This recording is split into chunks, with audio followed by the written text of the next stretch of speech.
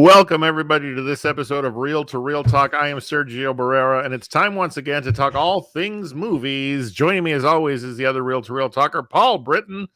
Paul, what a year it's been, and what a year remains. Yeah, well, there are more movies coming out. Apparently, there are. I don't, it seems like there's fewer and fewer all the time. It just feels like they're constantly pushing stuff back. But hey, there's still some stuff. So we had a pretty good summer. Mm-hmm. Early part of the year had some interesting stuff. But as I look at the landscape, which of course, thank you for those who are watching. Our focus is going to be for this episode, taking a look at the landscape for the rest of 2022, see what's out there that's heading our way, and just comment on some stuff. And then I'm just going to say this right off the bat. When we get to segments, our weekly segments, boy. Yeah, I laid something on you. Yeah, you did. I laid something on you, and I wouldn't have done it if I didn't think it would be not worth the conversation. I rarely lead off the show with anything to do with our segments, but first of all, thank you for including me. So more to come on that, and then couple of real quick reviews. So, it's another week of talking movies with you. So I'm looking forward to it. Yeah, sure. All right. Well, with that in mind, Paul, let's just jump right in. We're looking at, again, the landscape of what remains in terms of the new releases and so forth that are coming out over the next several months as we finish out 2022. And as I look across the landscape, there's a lot, but there's not. And I guess what I mean is from a blockbuster standpoint, the pickings are thin. I would say so. I would say so, especially considering what you usually expect to see in November, December. It's just not what you would normally expect to see to that scale. And Paul, what if you could speculate? What would you attribute that to? I think it was partially when these movies would have been getting made is right in the middle of the pandemic. Like, these are movies that would have started filming end of 2020 when nobody was making any movies. Start the second half of 2020, first half of 2021, nobody was making any movies, and the cost of making movies increased significantly because of following COVID protocols, and the cost of making blockbuster movies increased significantly because of COVID protocols. And so, they got rid of their backload during the summer, like all the things that they wanted to release in 2020 and definitely didn't, and then thought maybe they could try to release in 2021 but decided very early on not to. They got all those things out in the summer, and that left none of the stuff that all the stuff that was still in some level of production in November, December, and there just wasn't a lot. And so here we are. And plus we're seeing some of that trending in companies, like we said the last time we met a couple of weeks ago, leaning towards, do we release it on a streaming service? Do we so there's a lot of unique factors that of course are feeding into this. So what we're left with is, and we had a brief talk before we started, there's really two big releases, two big movies that remain for 2022. And I want to start with those two, but then there's some interesting titles that I know as I sit in a movie theater and I see trailers, I go, oh, okay, I'm looking forward to that. Yeah. And so what I want to do, Paul, is I feel like you have a thought. You got to look on your No, continue. Okay. Sorry. That's all right. So let's just get right to it, and let's talk about Black Panther: Wakanda Forever, because this is one of the two titles that I think we would say are the big blockbuster movies that remain. And again, this is debatable. For those of you watching, we welcome you to comment. Our opinions only on what the two biggest movies remaining for 2022 are. Absolutely. And this is a November 11th release. It's not it unlike a lot of the other ones we're going to be talking about later, this is not moving. This is November 11th. It's probably pretty much in the can at this point. It's going to happen. You can bank on this one. Yeah. This movie, for me, the mystery of what it's going to be, that one major trailer has been released. And I say it all the time, I'm not enough into comic books to be able to say yay or nay, like what is this going to be about. Maybe you do, but to an extent. I am I don't know, I'm going to get in trouble for saying I'm mildly curious. Mildly curious. It's going to be sad. There is no way you can make a Black Panther movie, the first Black Panther movie coming out after Chadwick Boseman's passing, and not have it be emotional. It has to deal with that. It's going to deal with that. The trailer shows you that they're going to deal with that. And I think it's going to be sad, but I think it's also going to be a celebration, and I think that's exciting. I think we're allowed to be excited about passing of the torch, and I think we're allowed to be excited about lifting up and building up, and I think there's a lot of people that are going to love it, and I think there's going to be a lot of people that hate it, just because it doesn't fit their narrow worldview of what they should, what these movies should be doing. So. Well, yeah, and frankly, given the feelings I've had most recently with the MCU, when I say mildly curious, I'm not saying that I'm not looking forward to it. Yeah, I don't know what to expect, and I want to put up a comment here. A friend of the show from Con Culture Podcast, Juan Gonzalez, comments tears all in the theater, but he also says that this is going to be a record-breaking film. Sure. And I think that is, definitely. In fact, he goes on to say that it'll surpass the first. So I think that's a bare minimum. I think it's just a question of how far does it go within, can it?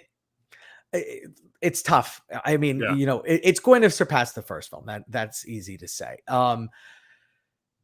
Is it really good? And if it's really good, can it compete with Endgame? I think that's the ceiling. The ceiling is Endgame. Can it be that good?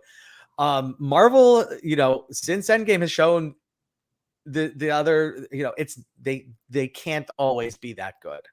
Like it or love it, dislike it, whatever. Marvel's allowed to make movies that are only good. They don't all have to be great, and they've made some good movies. They need a great one here, though. Honestly, they need a great one, and I think that this one will be great. The first one was great. It's exciting. I don't know. I'm looking forward to it, and I cry at the drop of a hat, so I will be ready. So I will be ready. You mentioned a release date of November 11th. Yep. For this film, in theaters, of course, and I am already looking forward to it for sure. Again, I'm a sucker for any action film, sometimes too much so. But this one, I think, has all of the things that compel me to see it. Again, go to the things we've talked about, the emotional impact that it's going to have, and just the sheer curiosity of where will this story go. I'm sure we'll find out more. There will be, at least one more major trailer, if not two. I'm sure. Hopefully nothing that does too much to give too much away. Well, they always, we know now that they are always going to give too much away. Thanks. There's no holding back anymore. So yeah, it's all right. Yeah. So definitely looking forward to that film. The second movie that we're saying is going to be, top big blockbuster kind of feeling is going to be Avatar: The Way of Water, December. Before we see this film, it's been years, Paul, and what was a groundbreaking movie in Avatar, the first one, really has, I think, a lot to live up to. In terms of what Avatar did for film technology, and I remember sitting in this film. This is one of the last, if you can believe it. This is one of the last movies I actually went to see in 3D. Okay, because I knew coming out of it, it won't live up. Nothing else will live up to what I saw in this first film, and except for maybe this one now. exactly, yeah, and that's again for me, that's the measure. And I loved it so far. The trailers have not told us much, right? Although there are some elements that make me feel like, please don't let this be a rehash in some form or fashion of movie one, right? Do you get that kind of feeling from the trailer, or what are your thoughts? It's not going to be. James Cameron, he is one of those guys that he has proven enough throughout his career that we can trust him. He will do what is right, and just give him time, give him space, and he'll create. And I trust him. I've given him time. I've given him space. I have seen this trailer in IMAX 3D, and if you would literally have to like tie me to a chair in a basement and with padlocks on all the doors and windows to keep me from seeing this in IMAX 3D. And Juan mentions that Avatar's going to have a much harder time recapturing the magic of the first. The only response to that I will say is that the first one had literally zero magic leading up to its release. Like, people were making fun of the first Avatar before its release relentlessly. Like, it was just the design of it. People were just absolutely butchering the movie before it was released, and then it was released and nobody could do that because it was a really entertaining as fuck movie, which is what James Cameron produces, is entertaining movies. Was Titanic critically overblown for what it was? Absolutely. Was it super entertaining? Yes, it was super entertaining. The Terminator movie, James Cameron's going to come up with a thing, and he's going to, and it's going to be good, and people are going to love it in spite of themselves. And, it's hard to surprise people like that twice. If that were the case, if it were hard to surprise people like that twice, if that were the case, people would be like, okay, I know I'm going to like this movie, so just bring it. Because they weren't going to like the first one. You can't just be like, oh, I hated the first one until I saw it, and I hate this one until I see it, and there's no way I will change my mind like I did with the first one. Come on. I was going to say, when I think of how many years separate these two films, though, I wonder, what is the audience going to be like in terms of a return audience, right? Okay. Those of us who saw it and were fascinated back then, it's 13 years later. Yeah. And what excites me more than anything personally is, okay, if the technology back then did what it did to me, so much more here, right? I just wonder, can they bring people back? Yes. And one asked the correct question. Can they capture an audience that has never seen it or heard of it? Yes. And the answer to that is 100% absolutely they can. I believe. I am the contrarian here. I believe that they will absolutely create a standalone movie that, for people who've seen the first one, will build upon the first one. For people who haven't seen the first one, will find extremely relevant to what's going on. Because keep in mind, that's what James Cameron does, is he produces movies that are extremely relevant to what is going on at the time. And he touches upon the pulse of what people want to see at that moment. T2 is a great example of that. It's just, it's very different from the first Terminator, very different in its tone and everything. But that's because the 80s were dark, and people wanted dark and gloomy and moody and just oppressively depressive. But when T2 came out, early 90s, that's not what people wanted. And that's not what James Cameron gave them. And there were people that were like, oh, this looks like a bubblegum movie, and they still went and saw it and loved it, and they didn't care. That's the magic of James Cameron. And when he made Titanic, people, big, overblown, gaudy monstrosities is what people wanted, and James Cameron did the best big, gaudy monstrosity movie that you could possibly make. And he's he's going to tap into the zeitgeist of what people want today, and it's going to do just fine. Is it going to make world records? Probably not, because 3D is, and this is the reason why, by the way, because 3D is not as prevalent as it was back then. True. The box office for Avatar was greatly bloated by the fact that 3D was just such a huge fad. Now people are sick of it and don't want it and will avoid it, actively avoid it rather than actively seek it out. And so it's going to miss out on that extra 10 to 20% bump in box office that the 3D provided to him. But there will still be some 3D, I mean, obviously, but you're not going to see theaters that are only showing it in 3D the first week, and then you have to wait like 3 weeks in order for it to show up in non 3D. That's not going to be the situation. If anything, it's going to be the opposite. You're going to have theaters showing it regular, and then maybe 1 or 2 showings for the first 2 weeks in 3D, and then the 3D is going to be gone. So that's going to be what honestly holds Avatar back. But from ticket sale volume, I bet it comes pretty darn close to that original. Sure. Just because I think he knows how to make movies that people want. He has a track record. No, that's true. December 16th is the release date for Avatar: The Way of Water. Correct. And we'll see exactly what happens, and maybe that's when we'll do a whole James Cameron episode here on the show. So that's gonna happen. Mark it down. It must.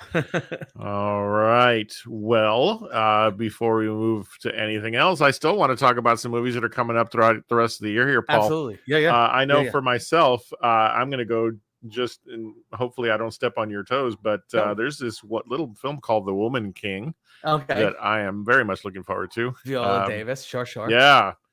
Are there movies, Paul, that for you are standouts? That have piqued your curiosity in this last portion of the year? Yeah, I want to break them out into 2 groups. We've got like sort of popular / blockbuster movies, and then we have the awards fair. Okay. So in the popular / blockbuster category, next week, we have 3,000 Years of Longing.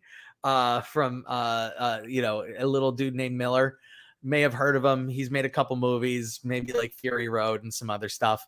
Sure. He tends to make pretty entertaining stuff. And he might, there's a chance we might end up talking about this one next week. I don't know. It looks very much like I'm looking forward to that.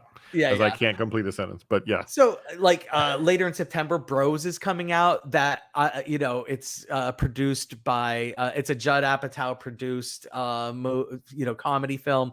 Look, we don't get a lot of comedy films coming to theaters. I will go see anything, but this one also happens to look like it's going to be really good. Halloween Ends is coming in October. Now that's not big for me. Yeah, I'm just here's my thought on that film. Sure. I am curious enough because I like to. There are points in my life where for the past several decades I've avoided the Halloween movies. They don't bear a lot of interest for me. But when something is coming to its supposed conclusion, I'm curious. So the 3 main canon movies is what I'll watch. That one included.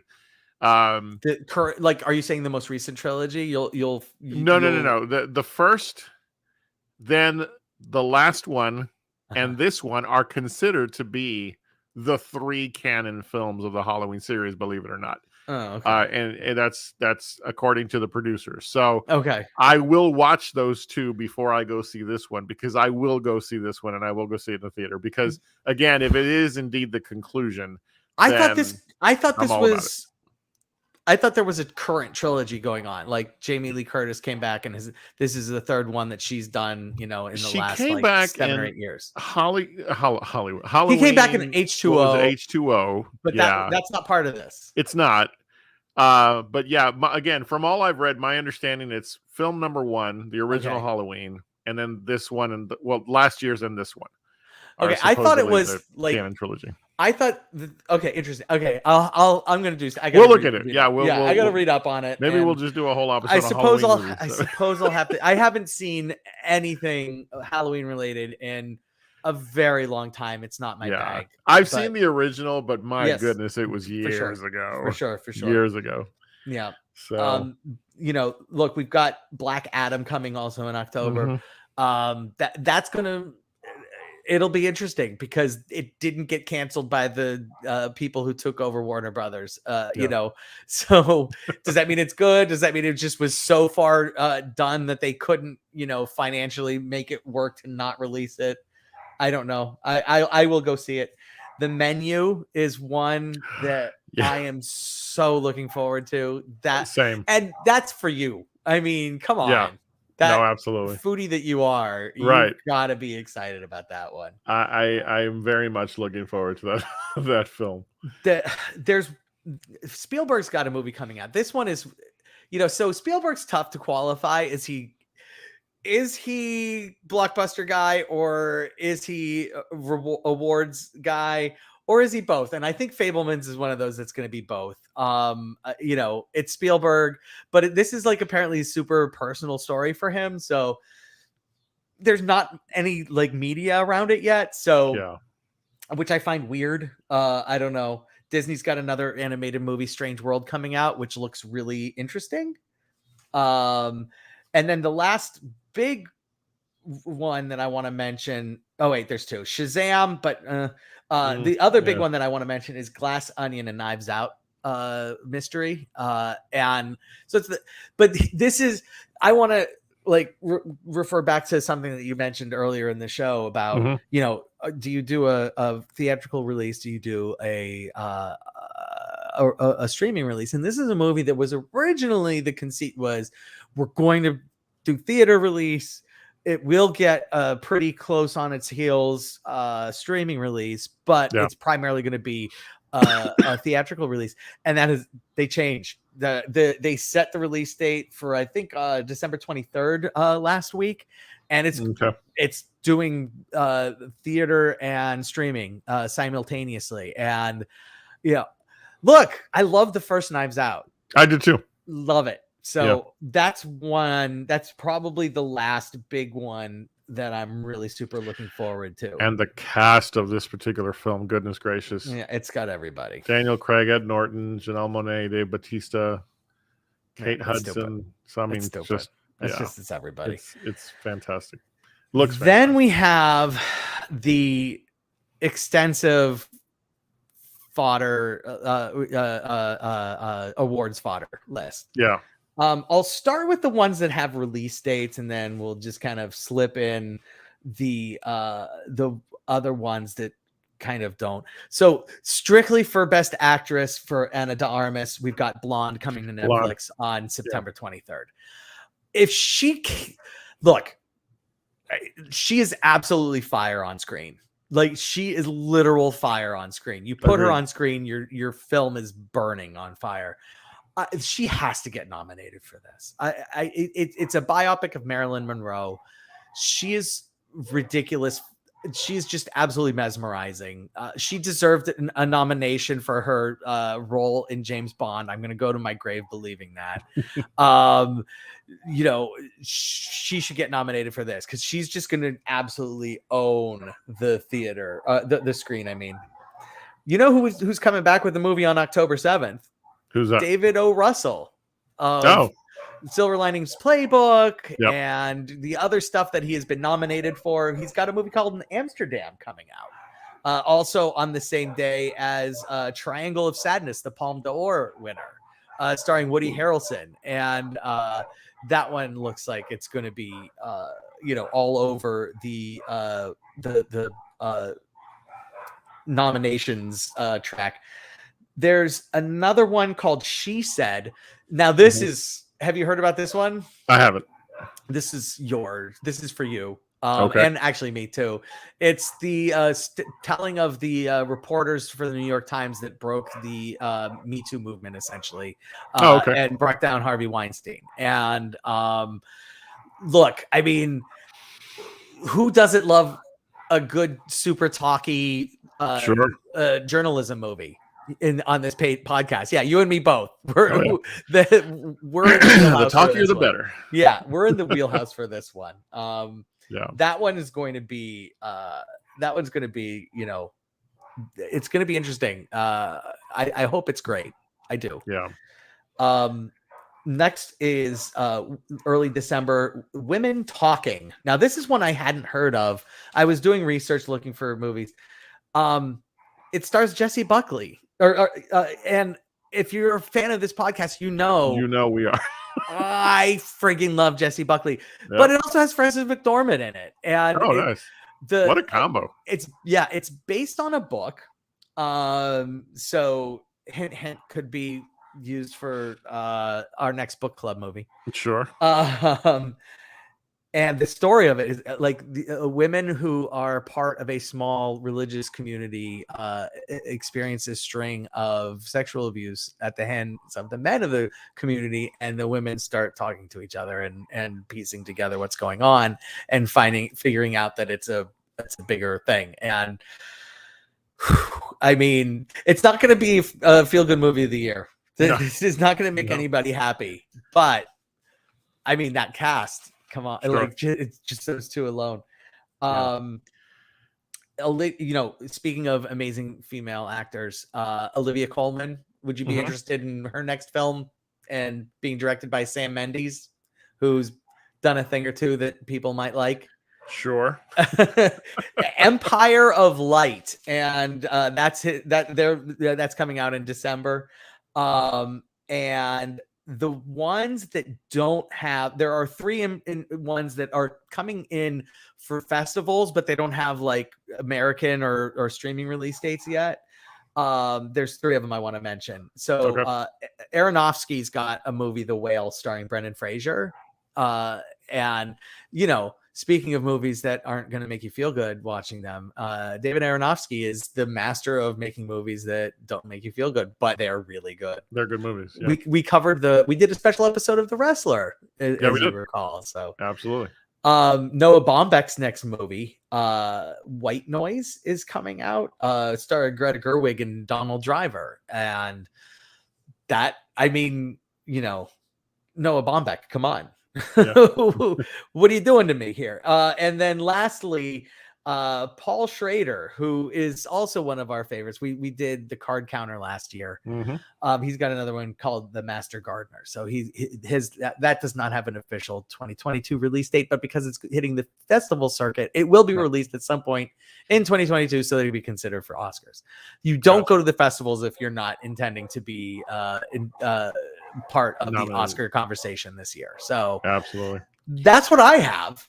Yeah, no, I mean, so this is what I need you to bring in terms of we can look at the world of film and go, all right, there's really just not much going on, but there's a lot going on for people like us who are interested in talking good movies. You have to really dig for it this year. Yeah. And I think the biggest thing is that when you look at the slate and wonder what's the number 3 big blockbuster thing out there coming up, and you say maybe Black Adam, right?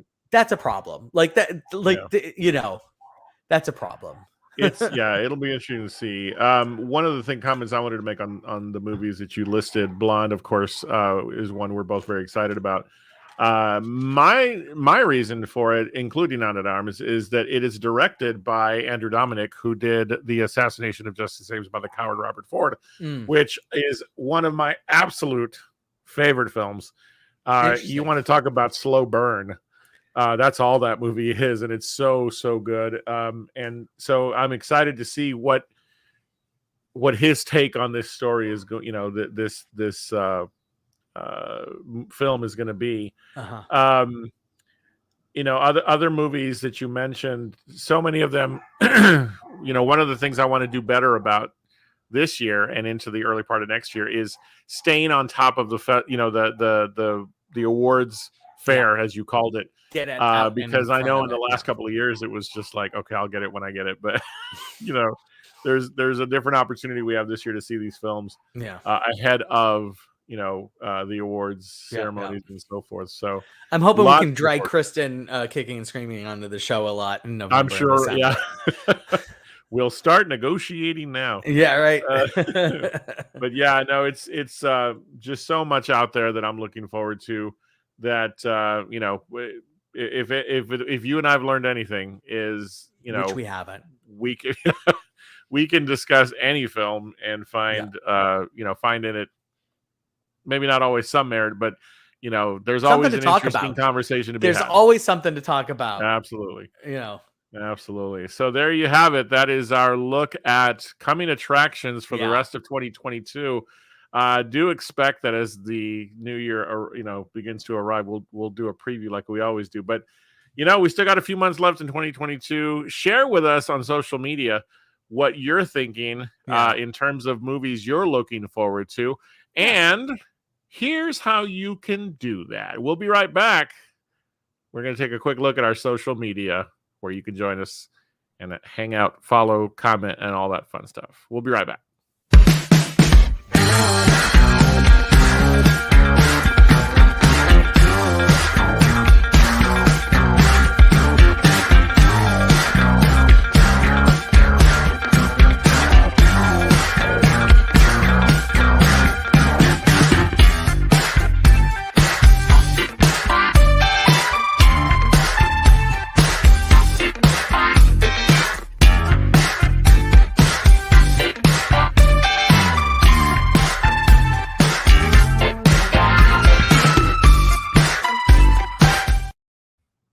All right, we are back, and we thank you for joining us for tonight's episode of Real to Real Talk. Make sure you stop by that social media you saw and let us know your thoughts. Now, as we continue tonight's episode, I am excited because it is time for a little segment we like to call, well, let me just show you. I got it. Oh, Paul, we're going to do so much better than that. It's called What the Hell Did I Just Watch? Oh. And I get to participate this time. But, Paul, you're going to have to lead because what the hell? All right. So this is a stop motion animated movie. Took 30 years to make. 30 years? 30 years. Wow. The guy who made it started creating the sets and sets and stuff 30 years ago. I immediately regret my initial thought. And okay,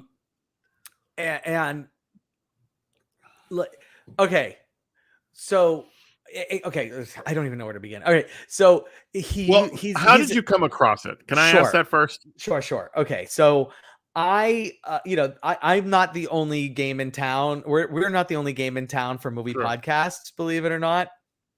And there's one other that I do listen to, which totally coincidentally today released their episode of movies we're looking forward to coming out in 2022.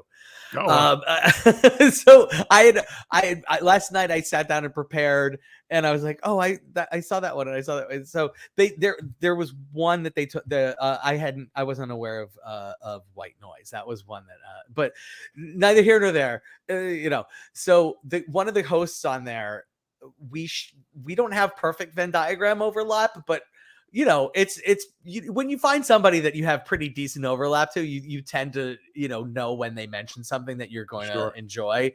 And he talked to, and they did an episode 2 or 3 months back about movies you might have missed that came out in 2022, and this was one of the ones that he mentioned. And my God, my God, Mad God is just.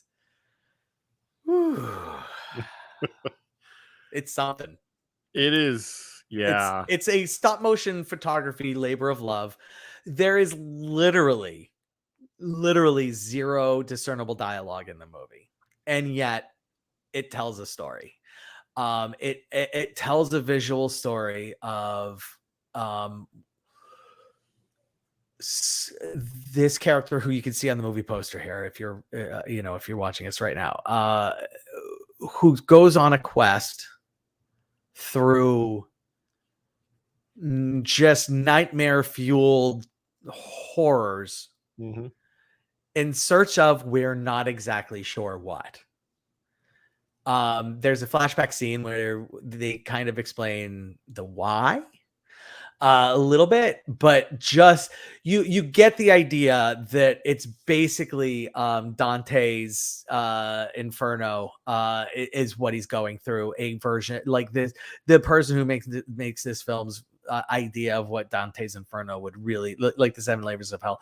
The most fascinating thing about this movie is that the sets that were built and the way it's shot, it feels like one long tracking shot for the first 40 minutes of the movie or so, which is absolutely fascinating. So because you have to realize that the idea is the person keeps going deeper and deeper and deeper and encountering worse and worse and worse nightmares.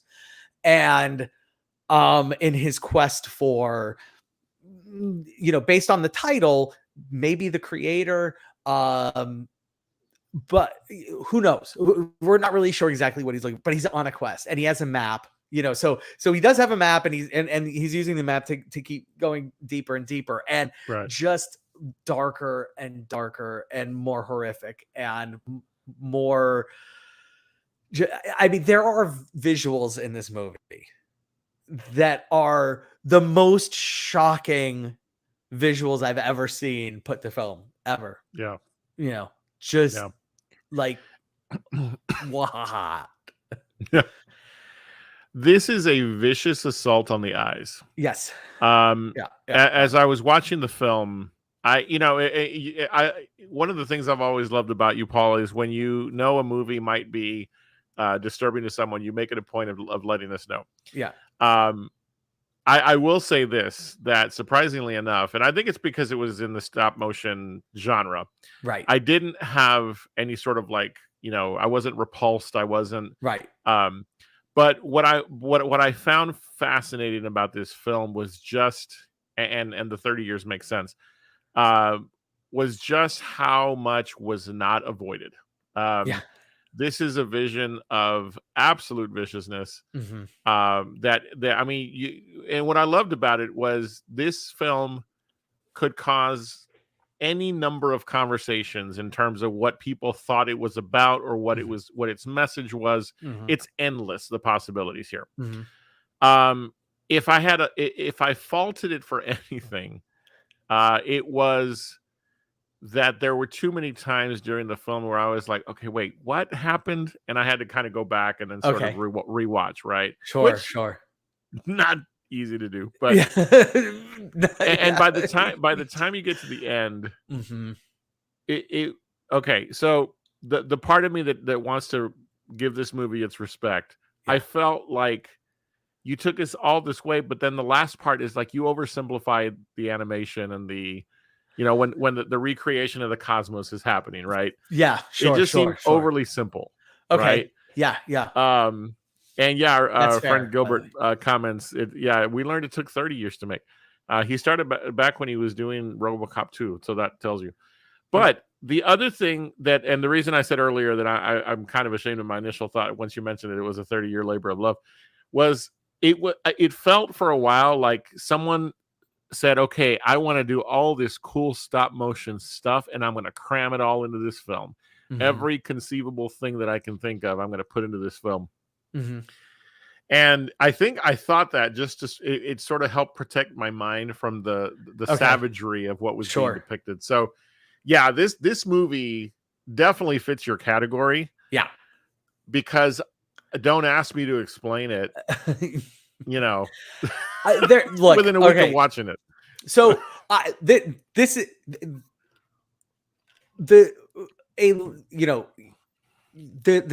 summation of the movie is in my mind, the way I watched it, it was this person was sent on a quest to find I can't say if it was some being or some power or some entity or some source of something, like was sent on a quest to find a something. We're never really sure exactly what the something is. Okay. Right.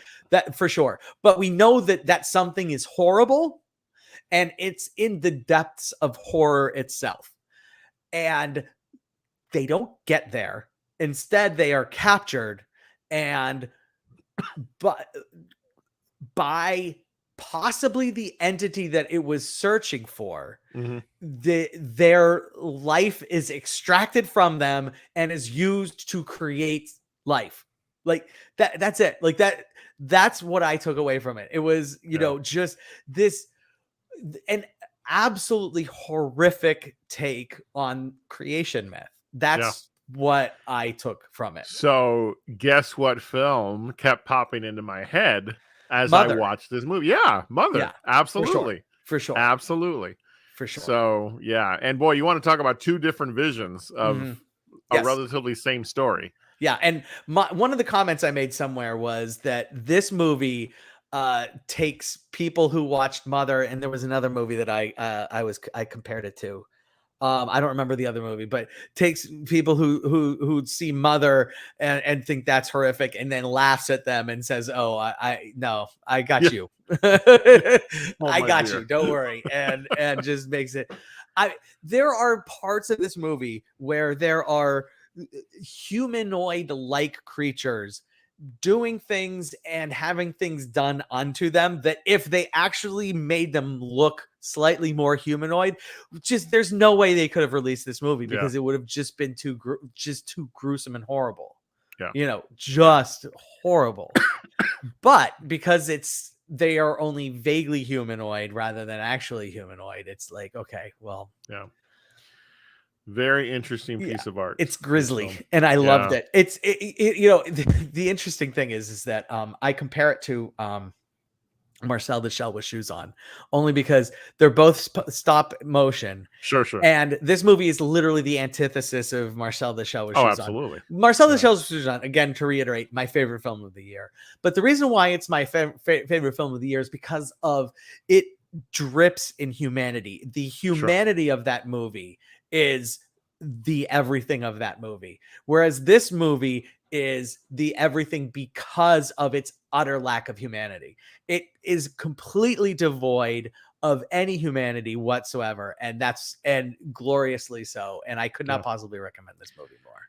It never flinches from what its path is, and I think that's that in and of itself is its success. It's not for everyone, but I'm kind of sad because what a piece of work this is. I'm really, really glad, Paul. Thank you so much for sending it my way so I could relate to what you were talking about. Because wow, there's no, I wanted you to see it. I'm glad that you were able to stomach it, and because you can't take my word for it, because it has to be seen to just comprehend. Because it's shocking. Something. And by the way, the reason why I picked this movie is because I wanted something that had been released this year, because we were looking forward in this year, and I was like, okay, let's. I was wondering that came out this year, and I was like, okay, Mad God, I'm gonna hunt it down, even if I have to get like a Shudder subscription. Luckily, I didn't. It was on AMC Plus also, so it's on Shudder or AMC Plus is where you can find this one. So. Indeed. So check it out, but don't say we didn't warn you. Be warned. All right. Yeah. Horrific. Week to week, you can find out what kind of weirdness Paul is watching, and you might find some gems like Mad God. So make sure you check it out. But like you said, you've been warned. So yes. All right. Well, that brings us to this week's real alphabetical. The letter is E. Yes. And Paul, you gave me the movie Ex Machina. Yes. And I'm glad you did, because when I first attempted to watch this film way back when, I didn't really get through it. It was very slow. And I can't recall exactly why I watched, because when it was released is when I first started attempting to watch it. And I'm glad it came back into my my scope, because I got through the whole thing. Excellent. This is a very good movie. I think I must have been in a different frame of mind when I first watched it. It's a very very slow paced, equal parts talky as it is, quirky in terms of the story and such. But what a denouement to the story in terms of like how it all plays out. It's just a really well put together film. Very thoughtful. Yes. The thoughts are dark, as Gilbert points out. It's a very dark movie. It's a very dark movie, but it is extremely well thought out. And it's like, people, has nobody ever seen Terminator? Can we just be like, yeah, Terminator was right. Jim Cameron was right. Let's just throttle it down to like 2. Second gear. That's as far as we need to go on this whole AI journey. All right. Yeah. But when it comes to the whole the thoughtfulness of the film, it's in the story. It's how the establishment of the plot is like you're here to perform a Turing test to see if this AI is capable of conscious thought and so forth. Yeah. But then there's that twist. I think it's been out long enough that if you haven't seen it, sorry. But now it's about manipulation. Now it's about what can AI truly do. Yeah. And again, and what does it mean to be human? Exactly. Yeah. If you are AI and you are programmed to learn to become human, what does that mean? What does it look like? Yeah. What does that mean to be human? Yeah. And I got news for everybody. It's not all Marcel the Shell with shoes on.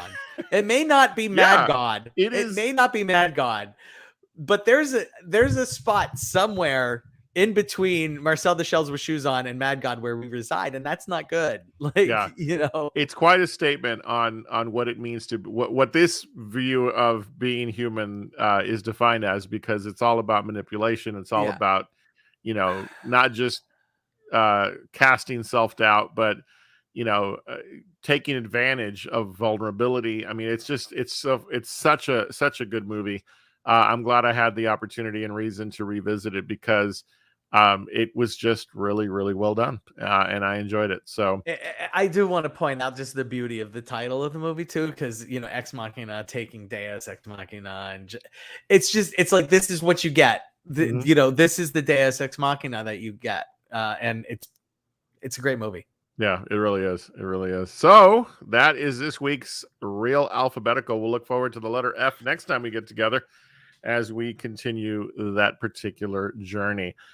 All right. Well, Paul, we have a couple of real quick reviews before we get on out of here. And so we're going to talk about a little film that came out this past week, or actually 2 weeks ago on Netflix. The movie is called Day Shift. Yeah. Paul, I am of the mind that someone needs to take away Netflix's action movie budget, because come on.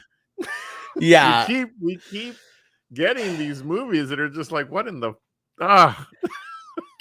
you can do better. Yeah, we know that you can do better. There's no reason for this. Jamie Foxx, you can do better. So much. We know that you can do better. So much better. There is no reason for that. This is just a bad movie. Oh God.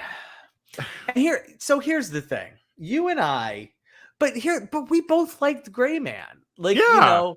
So it's not like Netflix can't do it. It's just that. And here's the thing: is that this movie is just is the quintessential jokey, not funny. Oh, the whole time. The whole time. Yeah. And I don't know. It's the only thing it was missing, and it starts right from the outset with the initial, fight. Yeah. Is, this would have been made worse if he had been making quirky comments throughout these fight scenes. That's all it was missing to make it completely 100% utterly or terrible. Maybe it would have been better. I don't know. Who knows? Like, it needed to commit to one way or the other. You can't. The action wasn't in any way compelling. The storyline was so basic. It was not funny when it was trying to be. The biggest condemnation I could give to it is the climactic battle scene happens in the catacombs of Los Angeles, as if there were catacombs in Los Angeles, and they are the cleanest, most beautifully curated, most beautifully tended to catacombs. I mean, it was literally like, I just got back from Disney World and I frigging love Disney World, but like, it made the Pirates of the Caribbean look dirty just in how immaculate these catacombs were. Like, you have to know that if you're going to be putting together vampire catacombs, shit's got to be shitty dirty. Like, don't come at me with this like phony baloney movie set cleanliness crap. Come on. Yeah, it was just not good at all. And I've said it often. I'll keep saying it. I am pretty forgiving when it comes really to action movies, but this one this insulted me. Like I'm smarter than this, and you can be too if you're making this kind of movie. So yeah, we got to do it. We're gonna give it 5 taco ratings, or we do a rating of 5 tacos maximum plus guac if you want to give it extra love. Paul, what are you gonna give? I didn't actively hate this movie, I just didn't like it, so I'm giving it 2 tacos. 2 tacos, wow. Yeah, okay. I did I reserve one taco or 1 taco plus guac for movies I actively hate. I didn't actively hate this one, I just didn't like it, so 2 tacos. Okay, well, all right, I'll split the difference. I'm going to give it 1 taco. I'm going to give it some guac. It's just so hard to listen. I love vampire stuff. I do. Yep. And when you can make me hate vampire stuff, it's like see, that's the thing is that I didn't hate it. I was just bored to tears by it. Maybe that's what it was. I don't know. I just was when this thing was done, I was like, okay, good. Good. By the way, I didn't make you watch this one. You did. So you watched this one all on your own, and I did too, because we had not established, are we doing anything for real quick reviews? And then yesterday I said to you, so I've seen a couple movies. I don't know. Do you want to do real quick? And you're like, I wish you had told me beforehand, but I've already seen them. It was 2 weeks, dude. It was 2 weeks. So which is why we have a review for Orphan First Kill. Oh, brother, man. Okay, look, here's the thing. The thing I loved about Orphan is, and when I say love, I'm just, it wasn't a spectacular film. It was good. It was good standalone. Okay. I didn't need this movie. No. I didn't need this movie. Yeah. Clever twist. Sure. But then it was like, because you have literally like a 2-year window. You have a 2-year window where you're going to be able to make another one of these movies. Yeah. Until it gets ridiculous. Right. They waited 15. It's too long. They waited 15 years. So the 12-year-old, the person who played a 9-year-old at age 12 is now playing a 9-year-old at age 27. 27, yeah. And 22. Or whatever it was. Yikes. Yeah, and here's the thing. I can forgive that. Okay. But it's ridiculous. When your twist is because you're really wanting to sell us on the doings of another character. Yeah. You've taken away the focus of what this was supposed to be about. And honestly, that saved the movie. To some degree. I'm just going to be honest with you. I will say this. Yeah. I loved the end sequence. It was poorly executed on some levels. Yeah. But I love the way in which this all plays out. Yeah. It was just really poorly done, I think, because God, it was so badly done. There were some shots that I was like, okay, that wasn't even convincing, but okay. No, at all. None of the there was not a single moment of screen time where the 27-year-old is playing a 9-year-old where it was like, oh, yeah, that's believable. Yeah. And so here's the deal about that is that, like, literally before the movie started, like, I hadn't seen the first one, by the way. Like, so I watched them back to back. Gotcha. Because it was just like, okay, whatever, I have the time, I'm gonna go ahead and do it. Sure. And I finished the first one. I was like, how in the hell are? And then, like, I was like, okay, well, this is gonna be interesting. I wonder how they found a little girl. And then I saw that they brought the same actress back to be the orphan again. And I was like, how are they gonna make this look even remotely decent? And then I watched like the first 2 minutes of the movie. I was like, oh, they're not going to. Okay, they're not going to worry about it. I would have been okay with the recast, honestly. Yeah, they should have recast. Yeah, I would have been totally okay with the recast. It doesn't work at all. No, because guess what? The first movie is captivating because you have this 9-year-old, although she's 12, that is just like, horrific and horrible and just the absolute worst. Like, makes Damien seem like a pretty good kid. And then you transfer, honestly, the twist is a little silly. like in the first movie. Sure. It's like, oh, so okay, we want this 9-year-old dead. They have to find a way to make us wanting a 9-year-old to die to be palpable, and so therefore, they throw the twist in that makes it okay to kill the 9-year-old. And now it's like, oi. It's like, this isn't a 9-year-old. This isn't like, it's just like, oh, none of this works. None of it works at all. It doesn't work at all. It doesn't. But except for Julia Stiles. God, she's damn, she is good. She's in this pretty movie. good. I'm gonna land on 2 tacos for this film. Keep it up. Use your measure. I didn't actively hate the movie. There was some creative stuff done story-wise, but poorly executed. It's so cheesy, but it really is. I was okay. I at the end I was like, all right. My biggest problem with the whole movie, ignoring the fact that just it doesn't work, is that it opens up a bazillion plot holes. Like, so she finds her way into being the kid of a super wealthy family. She's gonna have a shit ton of money. Like, at no point did they establish that she's not that rich family's kid. Yeah. She's gonna be fucking loaded, and so we go into this next movie where she was an orphan and she had been in an orphanage before, but she was never in another orphanage, and they never established that before. They undoes some stuff. Plot holes galore into the second movie, and the first original movie. Is like, you can't do that. Like, if you make a prequel, don't bludgeon your first movie with plot holes. Exactly. Don't do that.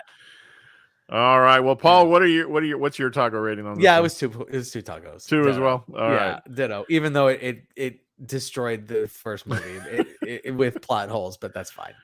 Gotcha.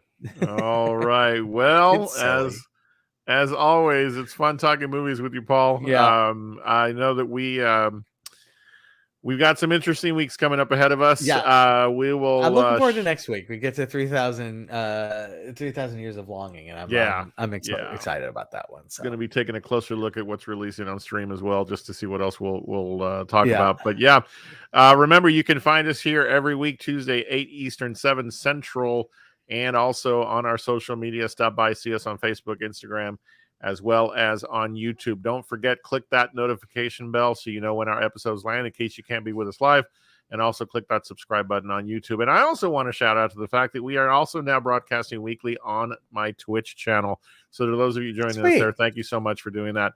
Paul, can't wait till next time. Yeah, man. We'll start getting ready. Good times. Absolutely. All right. To all of you out there, we thank you so much for joining us. We appreciate it greatly. Don't forget, you are awesome. You're amazing. And the world's a better place because you are in it. We'll see you next time on Real to Real Talk.